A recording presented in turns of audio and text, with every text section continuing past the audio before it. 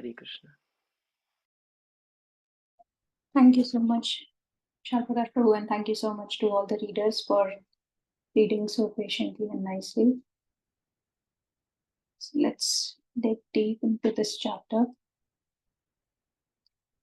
So as we discussed in previous chapters as well, that this is the conversation that is taking place between Vidura and Maitreya Muni, which is under the conversation of Shukdev Goswami and Maharaj Parikshit. So this slide was once mentioned by Gaurakumar Prabhu.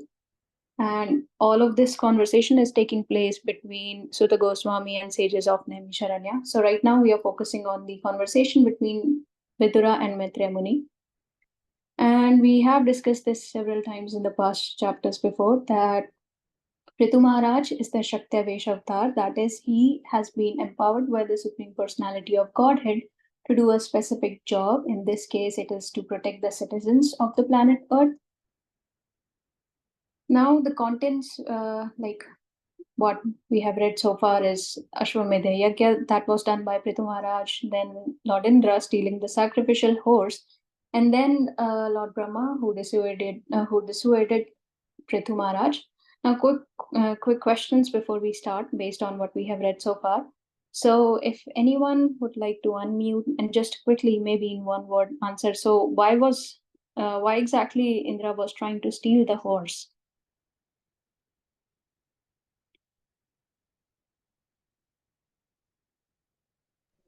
Because if he had Maharaj Pṛthu completed the 100th sacrifice, then it would be that he would take over the heavens. It would be equal to Lord Indra, and Indra doesn't like that. He is very greedy for his post. Yes, true. Thank you, Mataji. So was it the first time he acted out of envy? Do you remember any other pastimes where he acted out of this emotion of enviousness? Any pastime, if you remember.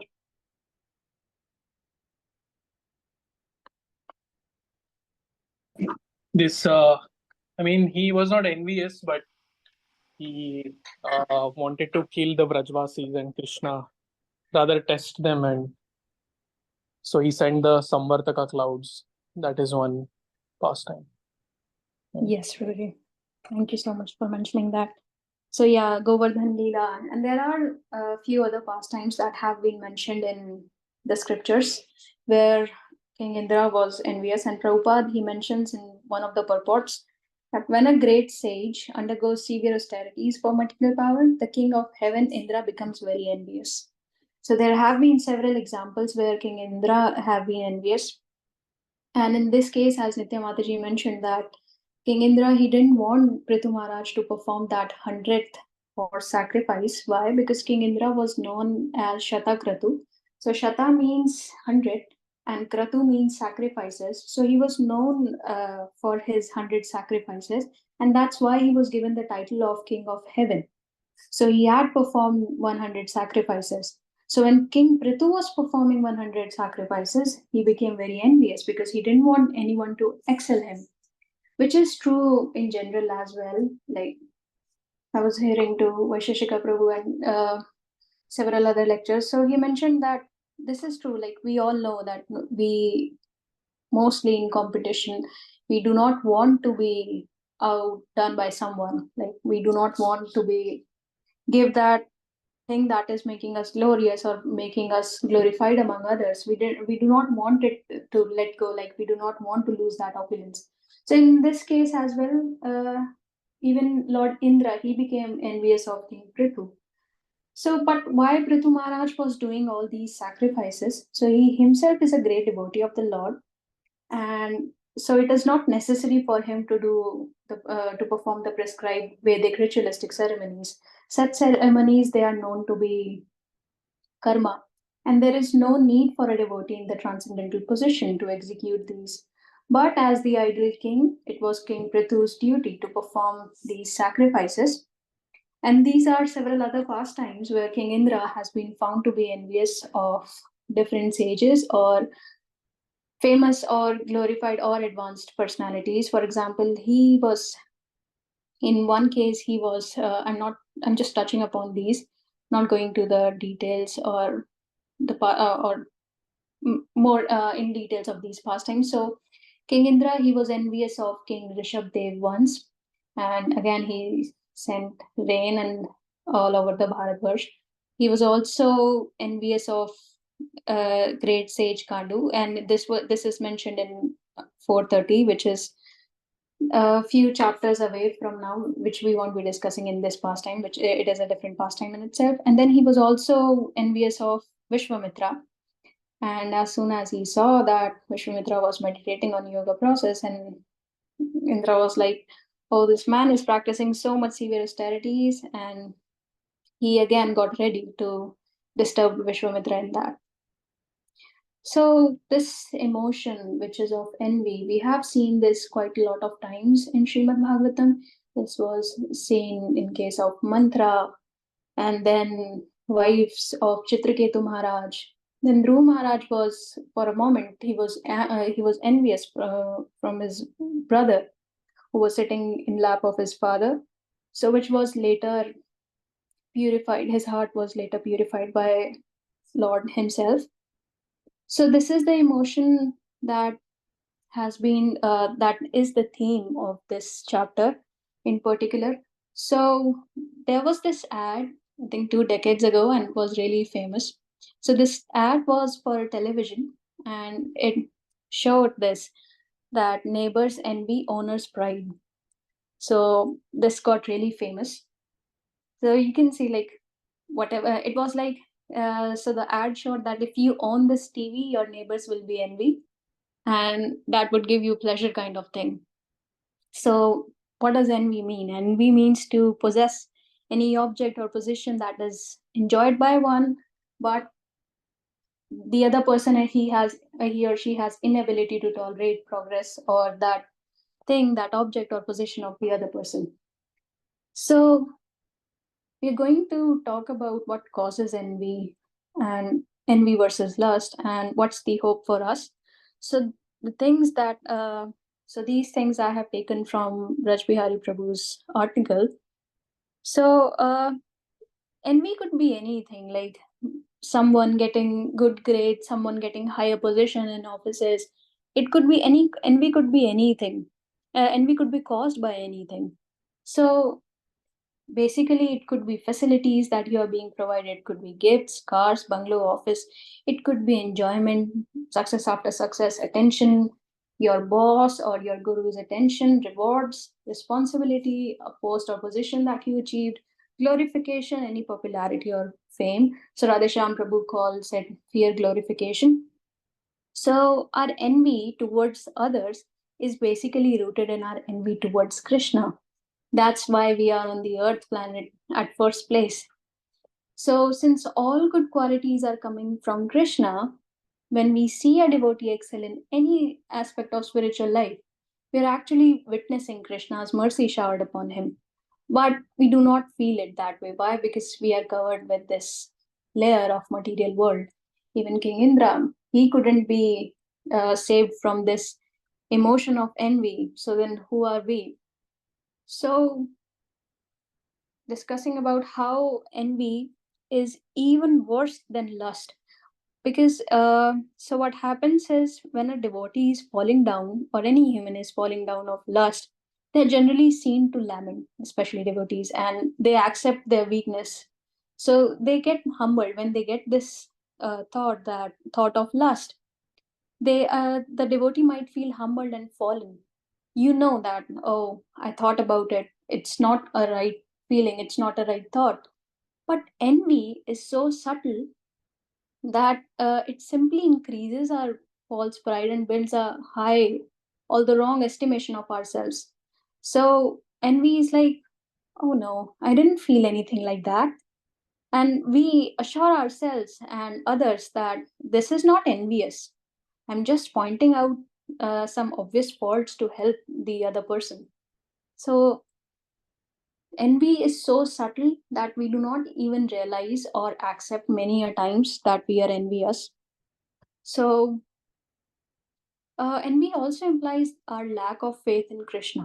So, in the modern competitive environment, if one comes first, it is natural for other to feel envious because they might have missed the bus. However, in Krishna consciousness, there is no cause for envy. Why? Because Krishna is unlimited. If someone else gets lots of mercy, it in no way is inhibiting our own mercy or our own advancement and access to Krishna's benevolence. So this is a way to think about it. So now what's the hope for us? What can we do? So in Bhagavad Gita 9.1, Krishna says to Arjuna, my dear Arjuna, because you are never envious to me, I shall impart to you this most confidential knowledge and realization, knowing which you shall be relieved of the miseries of material existence. So, while one could use anger or greed in Krishna's service, you can be greedy for Krishna's love, Krishna's service. You can release your anger you can channelize your anger to do more service, to love Krishna, to blame Krishna, to build your bond with Krishna. However, envy is such an emotion that you cannot. Wait, what is VCP saying? Okay, so envy is such an emotion that finds no place among all the anarthas in the spiritual realm. So Krishna, he assures in the Bhagavad Gita 9.1 verse that if we follow, and even in more verses mentioned in Bhagavad Gita, like 3.31, 3.32, that if we follow the process without envy, we become free from the bondage of fruitive actions. However, if we act out of envy, we'll be befooled, bereft of all knowledge, and ruined in our endeavors for perfection. So this is very serious anartha that we should take care of. Now, one might think that you cannot sit like I was discussing this with VCP a few days ago, and he made a very good point that you cannot think a lot about envy. You cannot sit and decide, oh, my envy. Like if you know that you are envious, you cannot sit and think in which category does it fall. You will simply think, oh, I'm envious. If you think, if you accept, and then you just move on. But there is a cons point to that as well, because this might lead to nursing that envy. And if you nurse that envy, if you keep that and do not do something about it, it might lead to that we won't be able to grow in our bhakti. We won't be able to taste the nectar of bhakti. We might go through the external of process, we might do our sadhana and everything, but it is Raj Bihari Prabhu says, like it is like licking the bottle of honey from outside, which is also mentioned in Srila Bhaktisiddhanta Saraswati Maharaj's book as well. Let me go through the chat real quick. It is a trick. We see whom we are envious of. That is very true. So, if anyone has any reflection so far, they can please go ahead and unmute and share.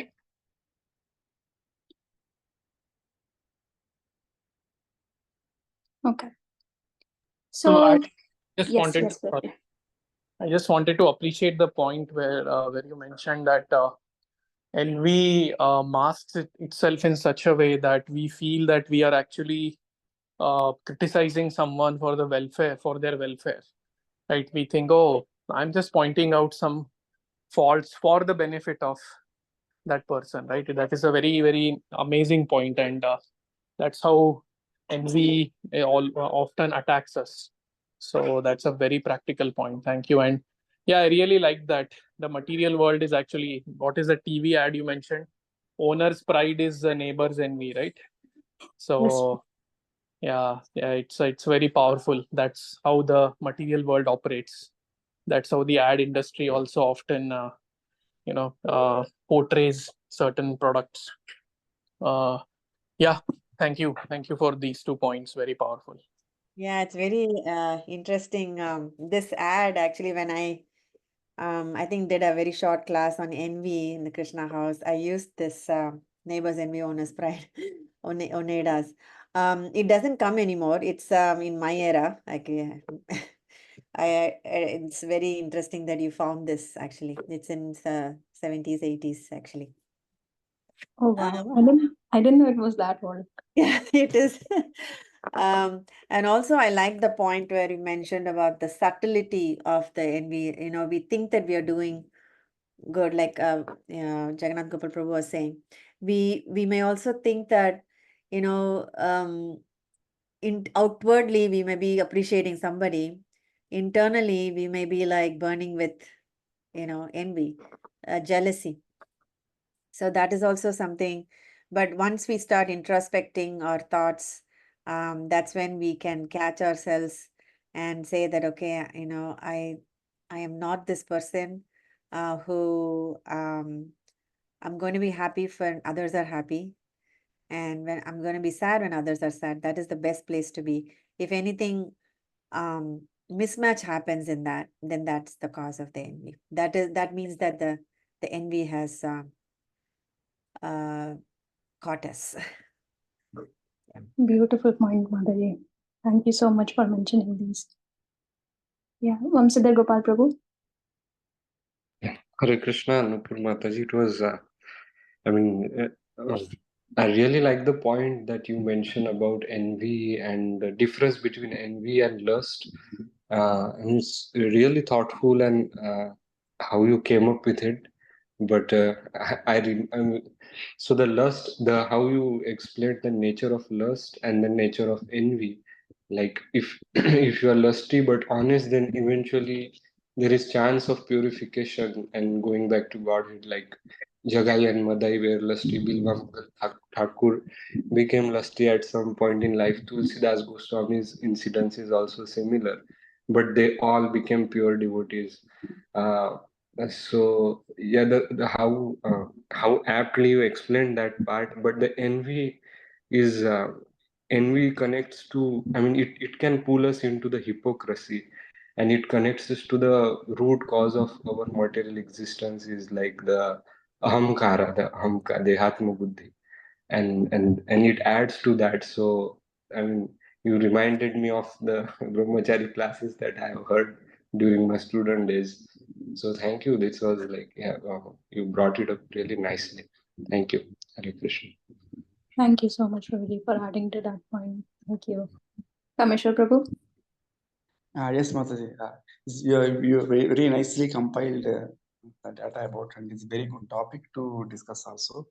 Actually, this quality out of six Arishad Vargas, Kama, Krodha, Lobha, Moha, Mahamatsarya, this envy is the only quality which we cannot use in Krishna's service.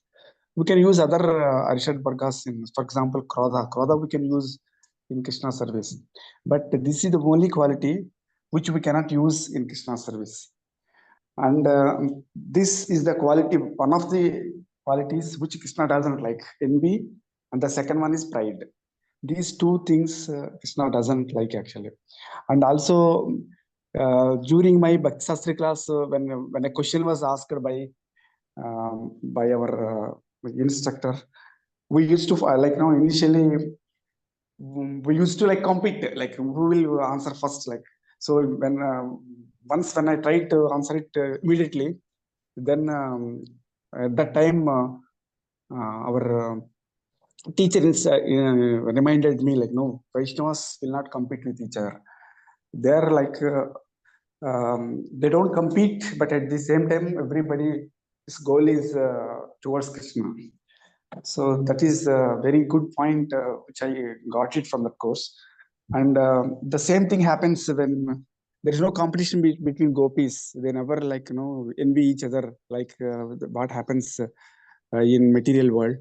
They're above that, and they're always helping Radharani to go towards Krishna and all.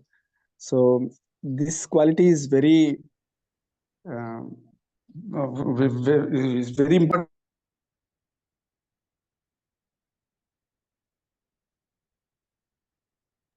Prabhuji muted again. So you nicely summarized about this point. And, thank you very much. I want to add this point. Thank you so much, Prabhuji. Wonderful points. Thank you so much. So yeah, even when we started this, Srila Prabhupada, he mentioned somewhere that one should think that if he sees any other devotee excelling in anything. I should actually pull that up. Okay, my laptop isn't responding. So he said that in Krishna consciousness, if we see someone excelling from us or from the other person, so the devotee who is excelled, he thinks that how fortunate the other person is to be advancing in devotional service, if it is about Krishna consciousness, and that such non-envy is typical of Vaikuntha. However, when one is envious of his competitor, that is material. And as seen from this example, that even the demigods, they are not exempted from this kind of envy. So now we talked about, like, briefly about what causes envy and how envy is different than lust, and how like all the points that you all mentioned, and how Kameshwar Prabhu talked about, like, envy is the only anartha, that envy and pride that Krishna doesn't accept, and that we cannot use in service of Krishna. And so now talking about what's the hope for us, and how can we like, what are the steps that can be used to overcome envy. So again, this is a very broad topic, and there can be a lot of points into it. Just mention quickly those that I heard and read. So Brajbihari Prabhu, he mentions that first step, of course, this is going to be the first step, is to acknowledge the existence of the enemy within me. What is it? Yes, I have envy. I'm envious to this person, or I'm envious to any being we are envious to. And it requires courage and humility to accept one's fallen condition and make a sincere endeavor to rise from that level. So Srila Prabhupada, he writes that the need to make the kingdom of God as the goal of life, and fixing this as the love of God as the goal of life, and fixing to this goal, it helps one abandon envy. But again, this would take a lot of sadhana, a lot of practice, lot of meditations, and first the acceptance that yes, we are envious, or we might be envious. So Radhanand Swami Maharaj, he gives us some meditations or some realizations. First thing, he always emphasizes upon that Sarva Loka Maheshwaram. Krishna says that I'm the proprietor of everything. For example, whatever the abilities we have, for example, educational qualities, we might think that like for pride or being envious to others, we might meditate like, if I have some educational qualities, they're not mine, or if anyone else I'm envious of. If I claim them to be mine, that is expression of Krishna, of envy, for they belong to Krishna. If someone is speaking very nicely or singing very nicely, then we should see that this is the ability, or this is the property of Krishna. And if anyone has any particular abilities or skills, then Krishna says, I am ability in man. And one thing Maharaj, he says repeatedly, that the antidote for envy is appreciation. We are appreciating Krishna for all those abilities.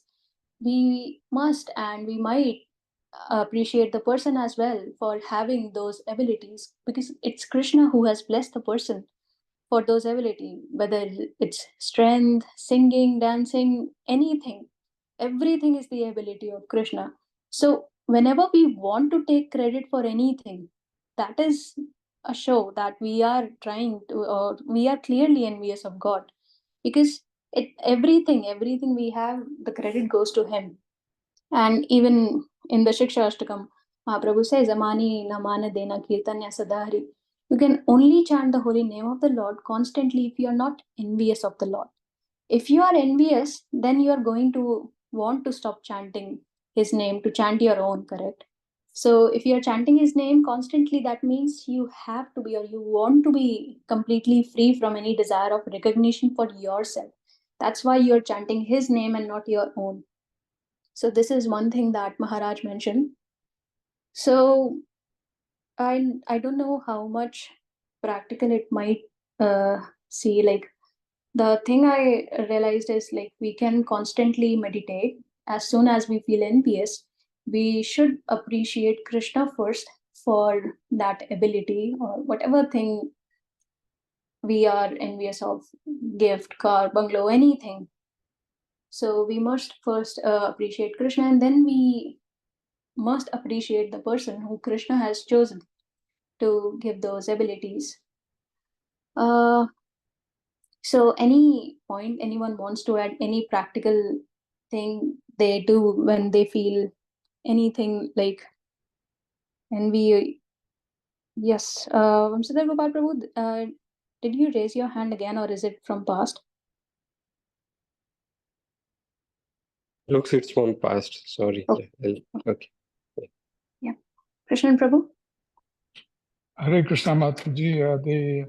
Mhm. So there's a very nice class, very nice points, and envy is as Kameshwar Prabhu said, it's one of the qualities that cannot be used in the service of Krishna, and it's so subtle that we have to be so careful about it. And one thing I remember Radhesham Prabhu saying that in the Pune ashram, whenever there is somebody's birthday, all the other people get together and they glorify they glorify the person. And so one of the things that I remember him mentioning in the class is that whenever we sense envy entering our mind, we have to put the time and effort to look at the positives as to what the other person has, how they have contributed to either to us or to Srila Prabhupada's mission, and then mention it very explicitly. And this is something that they follow regularly, and it seems like a lot of devotee circles, they follow this too. So that may be one of the ways, that may be one of the techniques. So even at even in corporate America, we can try it in small circles. I've tried it too, where we have where what we do is, if somebody does something special, then we all go around saying what we appreciate about the person. Even if somebody is leaving the group, we all take some time to appreciate what the person has done for the group, and sometimes that leaves people with a good feeling. Thank you. Thank you so much for mentioning those points, Prabhuji. There is importance of glorifications. Therefore, Kumar Prabhu, he really emphasizes on glorifying devotees on their birthdays, on their special days. And that's why even in the LOD group, or when we meet in person on anyone's birthday occasion, we usually glorify that person. So yeah, this is very nice thing you mentioned, and which can be related to that. Like when we are thinking to glorify some other person, we can actually appreciate the qualities. And yeah, Nitya Mataji? Yeah, great point about appreciating and glorifying. I believe I think that came from Bhakti Siddhanta Saraswati Thakur's time, when I think when two devotees were in conflict, the Bhakti Siddhanta Saraswati Thakur in an assembly asked both of them to come forward and say one good thing about the other person. And then so they were forced to think of something good about the other person.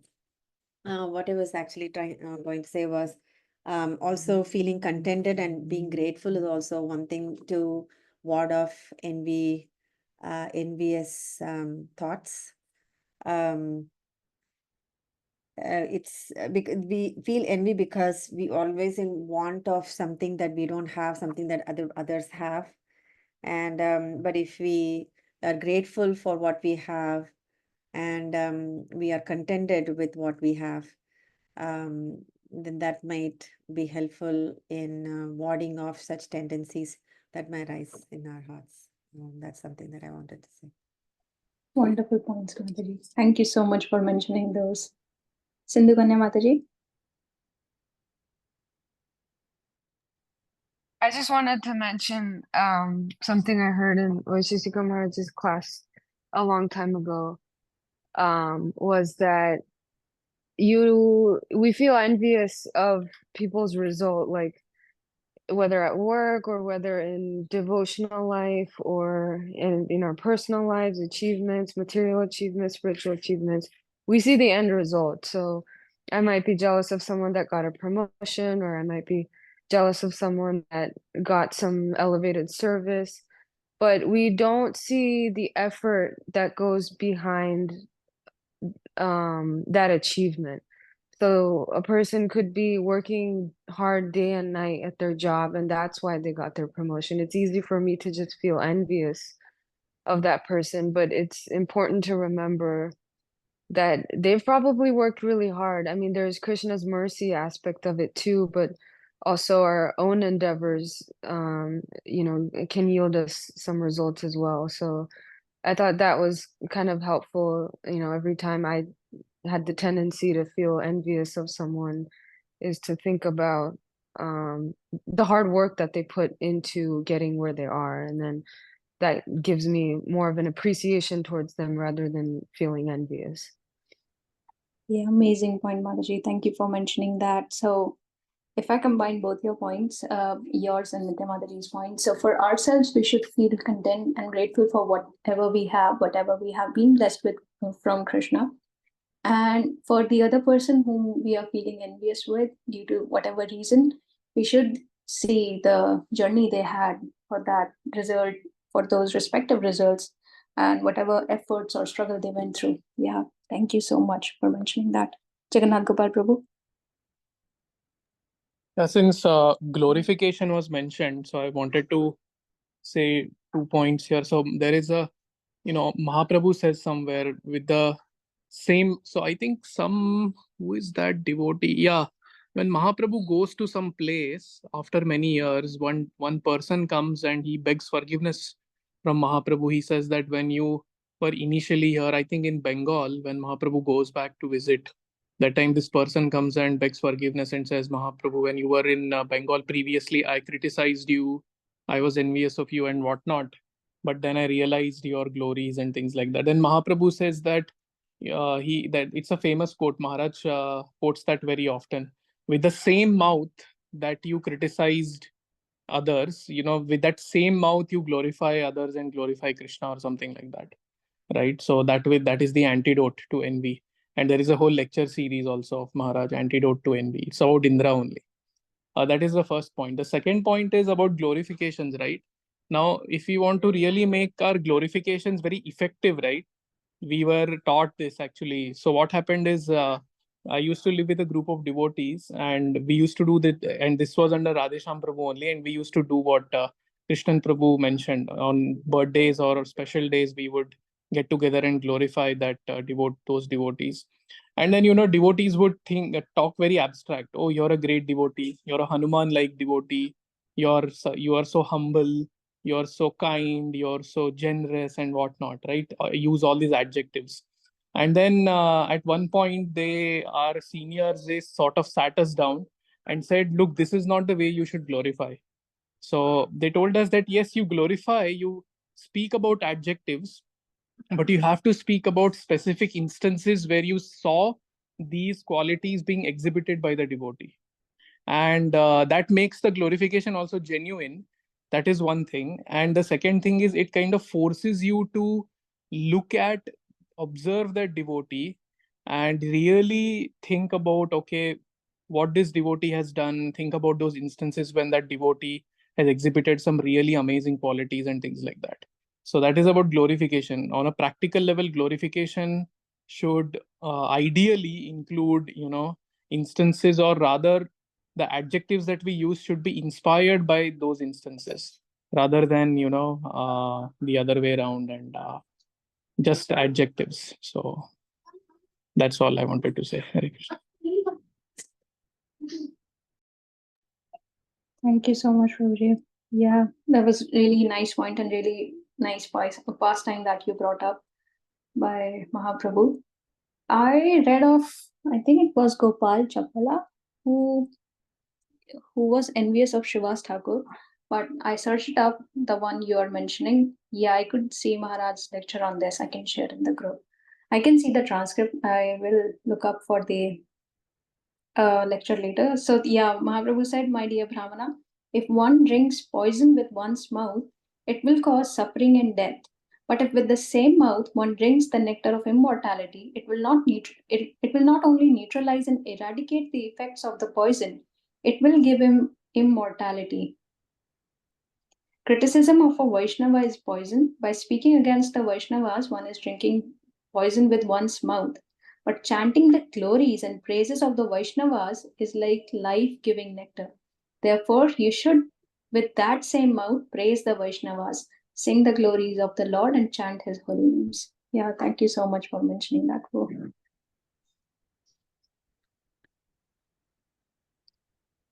Okay, moving Yeah, ahead. the same point actually, the same point. Recent Maharaj lecture in Belgaum, he mentioned the same point.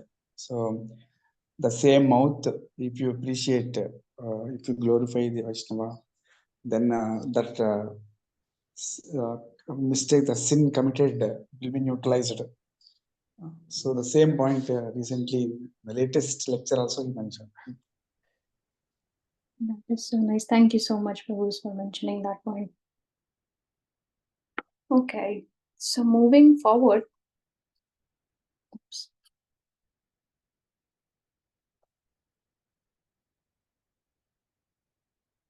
Okay. So now Pṛthu versus Indra. So this is from one article that Jagannath Gopal Prabhu shared, and it was really, really amazing article by Gaurang Darshan Prabhu. So it's now we are going to talk about King Pṛthu and King Indra. One is the king of earth and one is the king of heavens. So ideally, king of heaven should be superior than king of earth. But in this case, we saw that in this pastime, we saw that the king of earth is considered better than king of heaven. So now we are going to discuss some of the things that made King Pṛthu better than King Indra. Before that, it was 99 versus 100. One had 99 horses and one did the yagya of 100 horses. So Radhashyam Prabhu, he mentioned that Maharaj once shared that Indra, he called Indra as the champion of excellence, while Pṛthu was champion of character. So, what do we want to be in this world? So, sometimes to show our excellence, we might choose a shortcut or a wrong route. So, for example, in this case, it's 99 versus 100. It's like imagine a student who honestly scores 99% versus on an exam versus another student who copies from someone else and scores 100%. So, who is greater? Another example is if one person has honestly earned $99 and another one has stolen the $100. So whose money is greater in this case? So here Indra is trying to take shortcut to do some cheating. His eyes were on excellence. He wanted to steal that one horse. And he focused on how to keep everyone one step below and not ahead of me. So now we are going to see how Pṛthu was better than Indra. So the first thing was one showed responsibility while the other showed attachment. So King Indra, he adopted several disguises as false sadhu. So Srila Prabhupada in his purport, he mentions that how King Indra, he started these irreligious actions of false sadhus and who like people who come bogus gurus, yeah, bogus sadhus, he says. So in his foolishness, King Indra, he started this symbol of sinful activities. And nowadays, sinful men, they sometimes adopt these appearances. So when ignorant people, they accept these imposters as religious, they might spoil their lives by following them.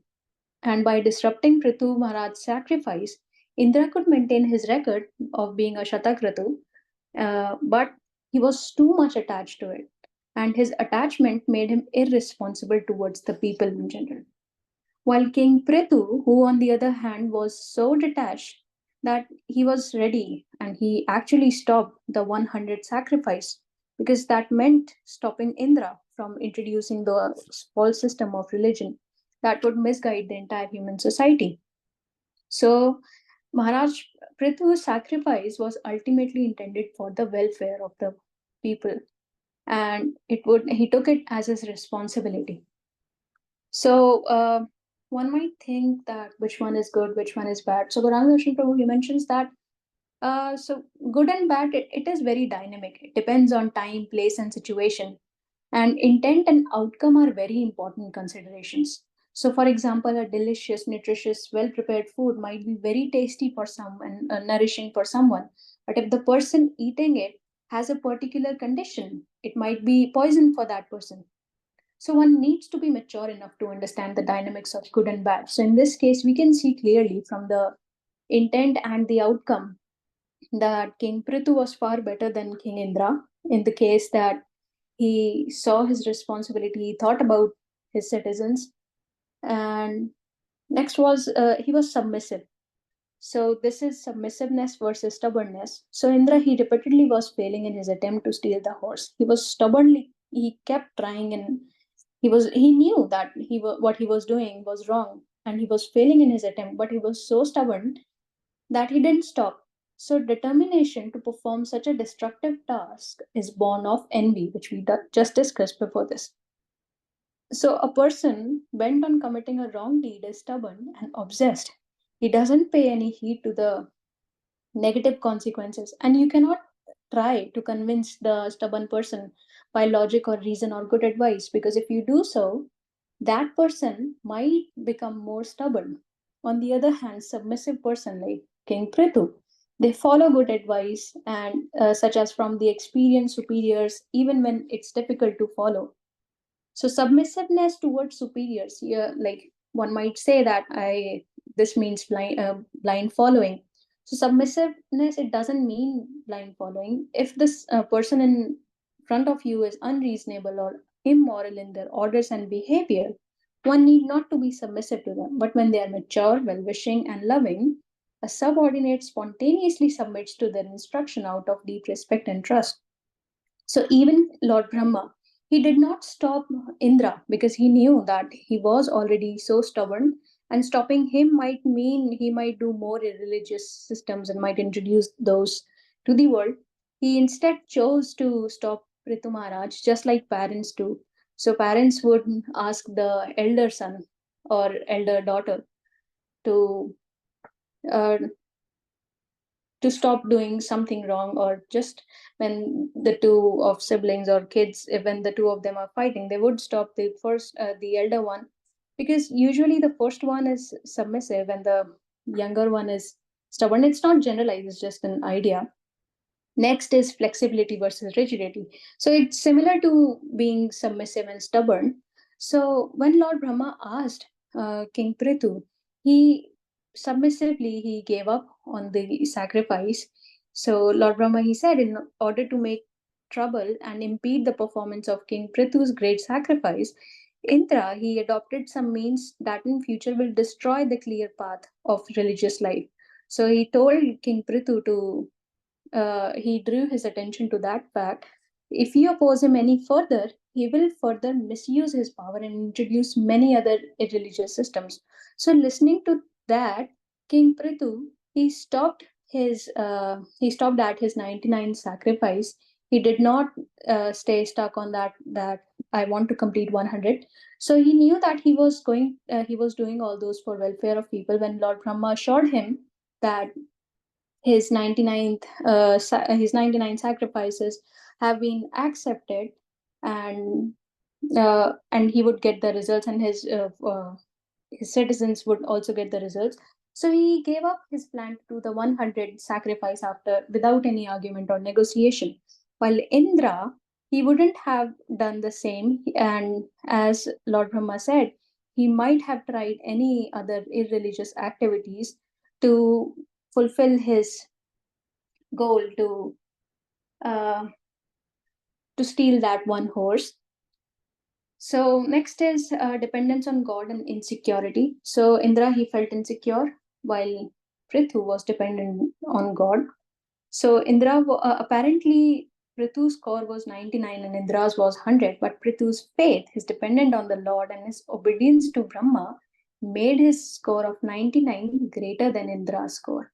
So we should do our duties with all good intentions and fight to overcome any obstacles with the best of our capacity. But we also need to understand everything is not in our control. We'll see this. So overall, if we talk about character, there is one more quality that will be discussed more in the next chapter, where it will be forgiveness versus enviousness. So that we'll discuss more in the next chapter, which will be led by Lekha Mataji. So lastly, character versus accomplishment. So all these aspects that we discussed briefly so far, they are much greater than the accomplishment that Lord Indra was holding of 100 sacrifices. And the benefits of Pṛthu's completion of 100 sacrifice would not have compared to what he received, Brahma's blessings and Lord Vishnu's unparalleled mercy. So one thing might arise, that what if Indra, like Pṛthu Maharaj was ready to kill Indra. He might have killed Indra. But what if he would have done that? So in this case, it comes like a broad vision versus a quick solution. That would have been a quick solution, that, okay, finish. But Lord Brahma, he was fully aware of Indra's exalted position and responsibility. Indra is not someone, although he made a petty mistake, but he is not someone to be demeaned. So attaining the position of master of heaven is not easy thing either. So such a responsible post is given to one who has performed heaps of pious activities and become qualified in many ways. And again, that position to him was given by Lord himself. So Lord Brahma, he was fully aware of that. So although he disapproved Indra's action, he did not disown Indra. He didn't want to punish or dethrone Indra, but he wanted to act in such a way that Indra would come back to his senses. So this was example of Lord Brahma's broad vision. So this also shows that how a mature leader, he tries to resolve conflicts without rejecting anyone. Excluding someone may be easy, but accommodating and uplifting someone requires expertise and a good heart. So this was one thing. Okay, so one thing before we end, I want to mention the verse that was mentioned by Lord Brahma. So Vaisheshika Maharaj, he mentioned that once he was facing a reversal, and by some senior devotee, he was mentioned about this verse, and he said 99% of his problem or the reversal he was facing was resolved. So in this verse, Lord Brahma is telling King Pṛthu that, my dear king, do not be agitated and anxious because your sacrifices have not been properly executed due to providential impediments. So this is a very important term, which in the rest of lecture, Vaisheshika Maharaj mentioned about. So further he says, kindly take my words with great respect. We should always remember that if something happens by providential arrangement, we should not be very sorry. The more we try to rectify such reversals, the more we enter into the darkest region of materialistic thought. So again, this is the point where we might start to think that we are the controllers and we need to take care of something that didn't happen the way we wanted it to take place. So this is something he wanted to, this is something that Vaisheshika Prabhu was emphasizing on, to remember, and even Guru Maharaj, even Radhanath Swami Maharaj, he mentions about it like Sarva Loka Maheshwaram. Krishna is the proprietor, reminding ourselves and remembering it constantly that it is him who is who is in the control. But again, Maharaj said that it doesn't mean that we do not do what we are supposed to do, our duties. So basically, he said that what does it mean for the providential arrangement? That has been the constant question, that which situations are providential arrangement and which are not. So he said for the people in Krishna consciousness, every single situation is providential arrangement. But it doesn't mean that we get into the mode of inactivity. So it means that whenever we are doing something with our heart and soul, and we are doing it very diligently, and still it doesn't work out, we should realize that it is providential arrangement. It is Krishna who is taking care. And he mentions this one verse from Prahlad Maharaj chapter. So where Prahlad Maharaj says, for example, a father and a mother cannot protect their child. A physician and medicine cannot relieve a suffering patient. And a boat on the ocean cannot protect a drowning man. Then who are we to take care of, like to take everything in our own control? So we should realize that sometimes, or some situations, there are many situations like that, that we feel disappointed or remorse, or we lament that for them happening, but we should try to remind ourselves about the providential arrangement. This was a reminder that Lord Brahma gave to King Pṛthu. And even himself, Lord Brahma, he was humbled by Lord Krishna several times, including the Brahm Vimohan Leela as well. So it is coming from him. So quickly, if anyone has any reflections on any of the points that I mentioned, or anything they want to add. Yes. Sorry. Hare Krishna Maharaj, very nicely filed about King Pṛthu and Indra. Actually, this is very nice verse. Finally, we discussed like where Brahma says that providential arrangements sometimes we need to understand and we need to take it for granted.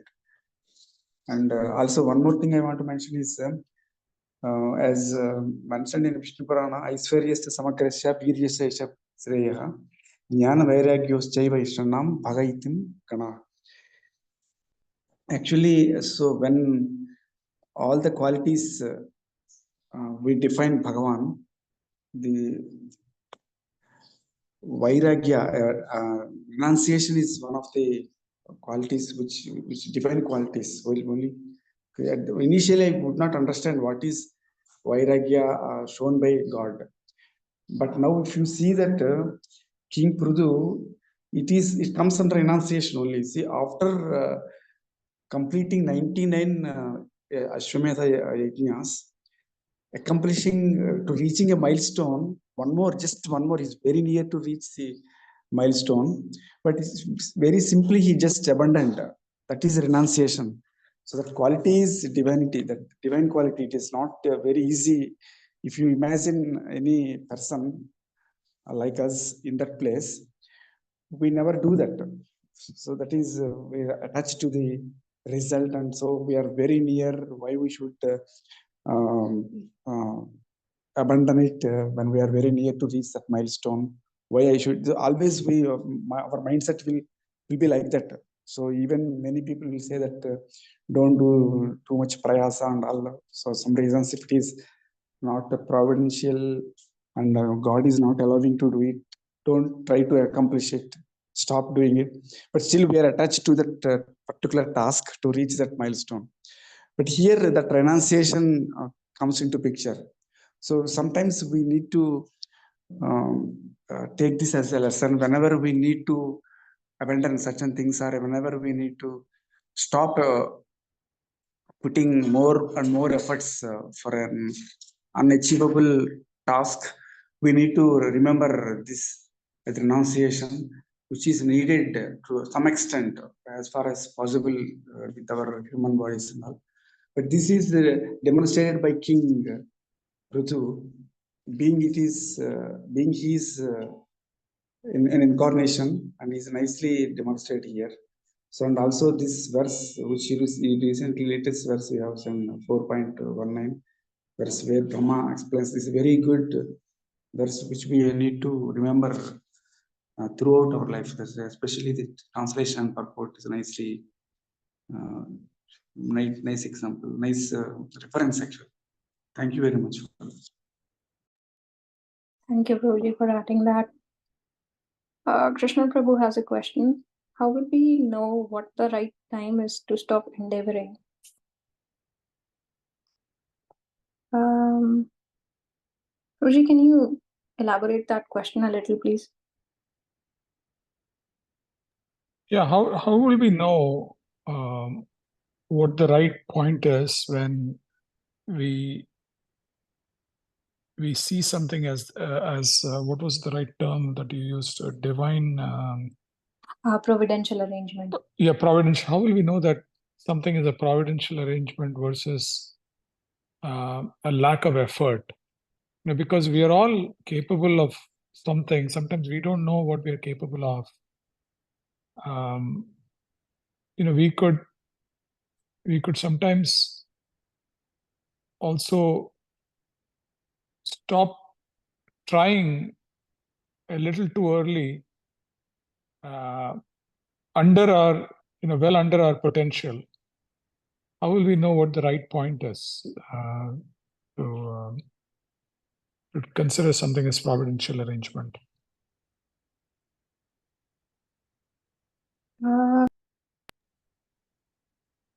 So probably I don't like. I mentioned what Vaisheshika Prabhu mentioned. He told that this is a very, very famously asked question, very commonly asked question. So the thing he mentioned, I can share the lecture because I wasn't able to understand the way he did. So I would like the devotees to please answer that. Jagannath Gopal Prabhu. Yeah, it's a crucial question, and the answer will differ according to person, and within the life of the same person, it will differ according to the time, place, and circumstance also. Like in a particular phase of life, what could be seen as a lack of effort could mean a providential arrangement in a different phase of life in the same person's life. So that is what I've observed. But ultimately, yeah, I mean, we need to take guidance from superiors, just like here Brahma is coming and telling Pṛthu Maharaj that, a superior is coming and telling Pṛthu Maharaj that, look, this is a providential arrangement, and don't over endeavor. At the same time, we have Dhruva Maharaj, right? Dhruva Maharaj also, his stepmother Suruchi kind of gave him a similar explanation where, look, you're not destined to sit on the lap of your father now. It's just the way it is. Just accept it. And then you, after your death, take birth from my womb, and then you can do it. You can sit on your father's lap. But that explanation, Dhruv Maharaj did not accept. He endeavored, right? But that Bhagavatam doesn't say that it is over endeavor, because that ultimately led him to Krishna. But in both cases, there is the mercy of a superior. There is the guidance of a superior. In case of Dhruv Maharaj, it's Narad Muni. In case of Pṛthu Maharaj, it's Lord Brahma. So I think that superior, that spiritual mentoring is very crucial to understand. And ultimately, it's like what we want to do, the desires that we may have, those could be borrowed desires. Those may not be the desires that come innately from us. And if there is someone who knows us very well, someone who has observed us over the years, then that person will be able to tell us that, yes, this is over endeavor, but this is not over endeavor. You should keep trying. So that is what I have experienced in my life. That having a mentor helps a lot, who knows your nature, who knows you basically, and they will be able to tell that, hey, look, this is not meant for you, man. Just forget about it. So yeah, like I remember my counselor in India. I was a very fired up person before, and I wanted to become a brahmachari. And then I was just telling him one day, Prabhuji, I want to become brahmachari and all that. And then he just straight away told me, you're not meant to be brahmachari. Just forget about it. I know your nature. You can't be brahmachari. At that time, it felt like, oh, what is he saying, right? But then now in retrospect, when I look back, instead of brahmachari, I would have become brahmachari. So, but yeah, some thoughts on that. But yeah, others can chip in. Like Gaur Kumar Prabhu has a lot of experience in this because he has mentored me and so many other devotees here. So yeah, sorry that took long. But Thank you, Prabhu. That was very, very useful. Clarified things a lot.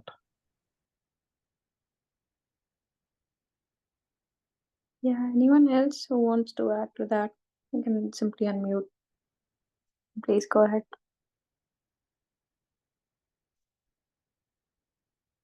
I also remember an answer that Nitya Mataji once gave for the same question. I think we discussed it a few months ago. And she said what Chaitanya Charan Prabhu ji had told her, and I forget the answer now. I think, yeah. Sorry, bro, please go ahead. Yeah, I forget the exact answer, but I remember her giving an answer for the same question. So one thing Mataji mentioned few weeks ago, or maybe last week, that something that is meant to happen, or we are looking for some signs, it should come from 3 devotees. I'm not sure if it was related to this or not. So yeah, maybe Mataji can shed light on this now, or maybe on the group.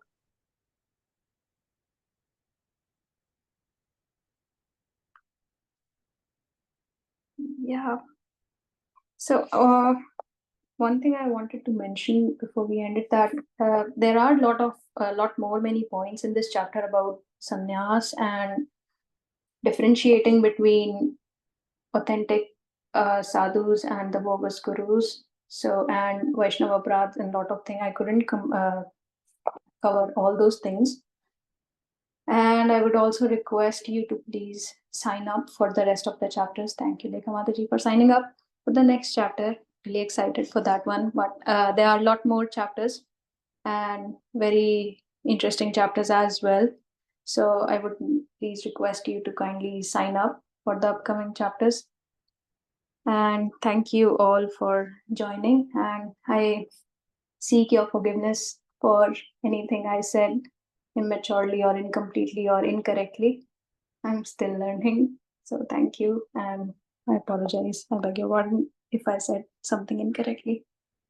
Thank you very much. You didn't say anything incorrectly. You led a very nice class. This is one of your best classes that I've heard, and one of the best classes of this series as well.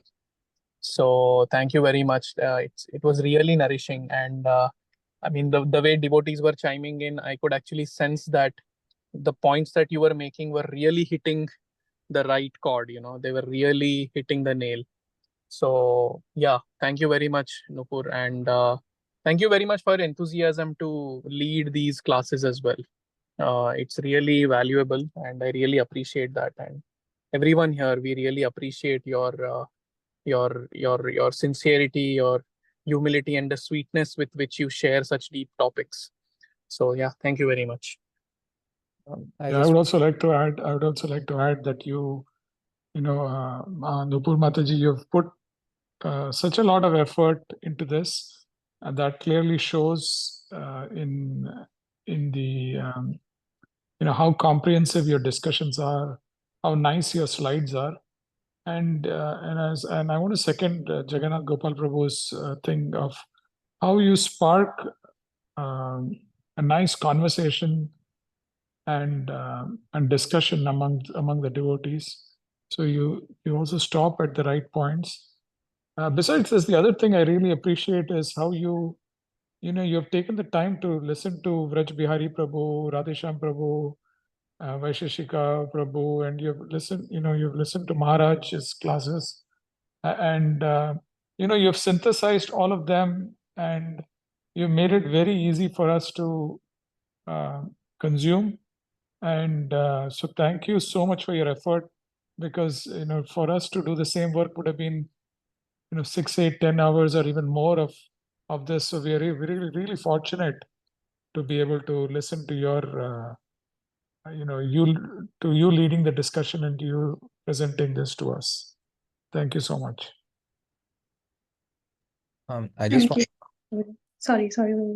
I just wanted to echo what Jagannath Gopal Prabhu and Krishnan Prabhu just said.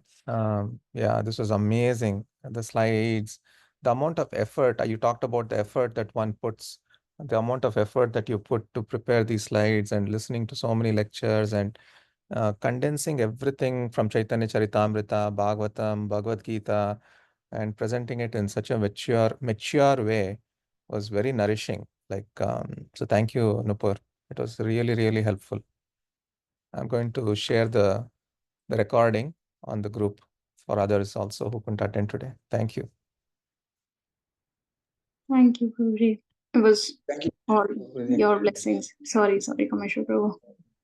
Yeah, go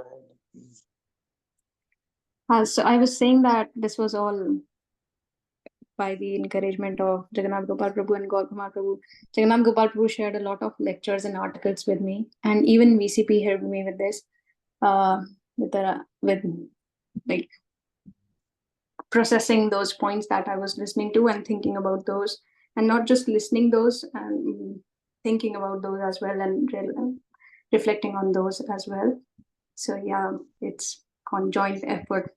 So thank you very much. Yeah, you very nicely summarized all the lectures and give the essence to us. As Krishna Prabhu mentioned, it is really helpful for us.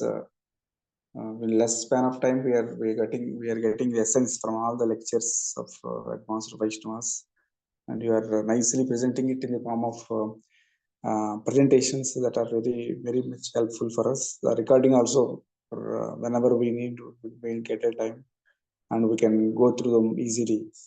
Very nicely comprised. So thank you very much for your time. Thank you so much, Prabhuji. Thank you all very much for your sweet words. Thank you. Yeah, I'm sorry. Amazing lecture, Nupur. And yeah, like everybody said, it's a great concoction of all the points that you distilled the essence and you gave it to us.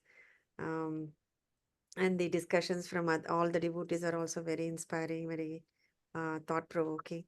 Really, the time just flew by without notice, So yeah, thanks for such everybody for making this a very useful session, and that is helpful for our daily lives, actually. Hare Krishna. Hare Krishna. Thank you so much, Mataji. Thank you so much, everyone, for adding your wonderful, wonderful points for the discussions and for examples from the scriptures that you all added. We will end now. Panchakalpatrobhischa kripa sindhubhya vijakti naam pavane vaishnavi pranamo namo. Anant Koti Vaishnav Vrinda ki jai. Shri Jai. Prabhupada ki jai. Jai. Thank you all for joining. Thank you, Jagannath Gopal Prabhu and Gaur Kumar Prabhu, for this opportunity. Thank you very much. Hare Krishna.